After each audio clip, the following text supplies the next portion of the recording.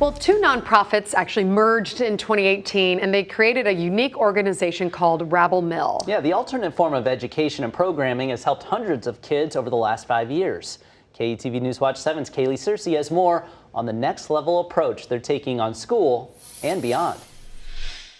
Inside these four walls, it's a place where misfits find a sense of belonging. Diversity of the people that are here, but also just diversity of what everyone's interested in, right? From the students absorbed in the work of the day to the teachers creating the lesson plans. I'm not a traditional teacher, didn't go to college for an education degree. Juniors and seniors spend part of their day getting an alternate form of education at the Bay. Compared to Lincoln High, the Bay is definitely more creative focused. 16-year-old Avery Kirkland pursues her growing passions in content creation. I start off my day in the computer lab, and it's digital design class, so we've been working on Photoshop, we've been working on projects on the computer. But the Bay also gives Avery a look into life after high school through their focus program, Take Charge. I want kids to understand that business is all about just breaking down a problem and knowing how to approach it. As students learn about financial literacy, they're also learning about who they are, something business teacher Ethan Carlson says is his investment back into the youth. Every student has that potential. They just have to find that person that can unlock it again. And the nonprofit Rabble Mill created the partnership between Lincoln Public Schools and the Bay, giving students half a day of hands-on learning with a chance to hit a kickflip at Skate Club. We understand that not every kid is interested in the traditional sports like basketball and football, and skateboarding is something that just has captivated kids, and we're really focused on tapping into that, helping them see themselves.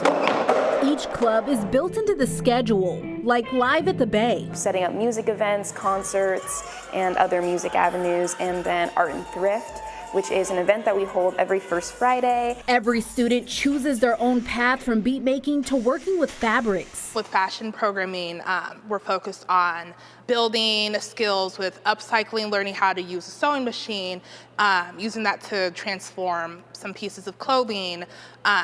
We're teaching kids about styling, personal styling. Programs that extend after the bell rings into the night and the weekends. We understand, if your parents get out of work late, we want it to be someplace where kids know, our doors are always open, lights are on. From 5 years to 24, Workforce Development Director Christina Oldfather says they're reaching young people at every stage of life. The other side is gap year, and so that's really for our post-high school students that are really trying to figure out what they want to do. 31 young adults exploring industries, networking with businesses, creating a plan for the next 3 to 5 years. We have kind of these boxes that they're going to check that just really gives them a balanced life and perspective. It's a model co-founder Andrew Norman says they've introduced here in the Metro. We've expanded our programming in Omaha immensely, and we're ready to take it here. It's just really soothing and helps me get over my